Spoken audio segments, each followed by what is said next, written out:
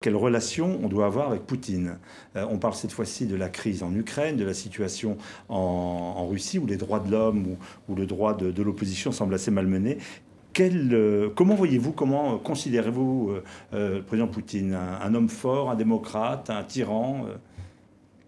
Il faut lui parler, il faut le sanctionner. Écoutez, en dépit de l'image qu'a Poutine en Occident, en dépit des événements en Ukraine, moi je continue à penser qu'il y a eu des torts de part et d'autre dans les 20 années depuis la fin de l'Union soviétique, que je défends absolument pas le nationalisme russe et cette forme de mélange entre une vision régressive de l'orthodoxie, le nationalisme, etc. Bon, et surtout, ils ont joué avec le feu sur beaucoup de plans, mais je pense qu'il y a eu beaucoup d'erreurs occidentales, soit américaines, soit européennes. Bon. Quelles sont les erreurs des Occidentaux? Alors, les erreurs, d'abord, il y a une question de ton, et moi je l'ai vécu, c'est une désinvolture totale par rapport à la Russie, considérée comme rien, quoi.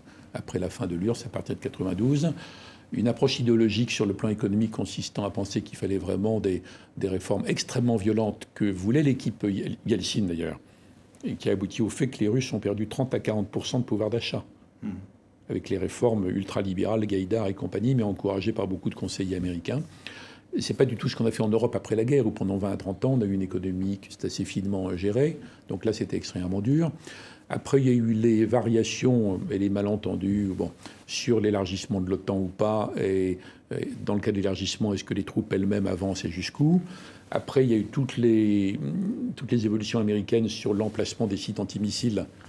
Normalement anti-missiles iraniens, tout en disant que jamais on permettrait aux Iraniens de les avoir. Donc les Russes disaient que c'était contre eux et l'Amérique disait que c'était pas contre eux. Donc ça a changé d'un président à l'autre. Ensuite, Obama a tout misé sur Medvedev, en quelque sorte. Et depuis que Poutine est revenu, dans des conditions d'ailleurs controversées, on voit que l'Occident est mal à l'aise et mécontent que ce soit un nouveau Poutine, qui est plus sur la ligne modernisatrice Pierre le Grand qu'il est au début, mais sur une ligne plus anti-occidentale.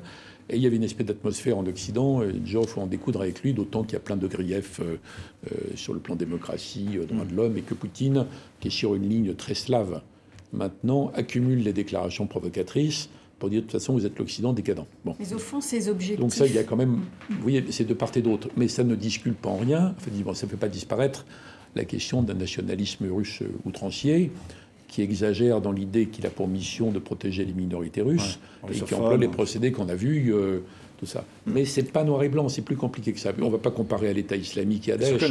Donc moi, je continue à penser qu'il faut chercher à négocier. Je pense que François Hollande et Mme Merkel ont raison de tenter ce qu'ils tentent. Il aurait fallu le faire plus tôt, mais peut-être que Mme Merkel n'était pas disponible avant. C'est très compliqué, c'est périlleux, il faut être très exigeant, mais je pense qu'il faut tenter ça. Et au bout du compte, il y aura toujours la Russie à côté. Et au bout du compte, on aurait pu avoir pire que Poutine, compte tenu de ce qu'ils ont vécu dans ces années-là.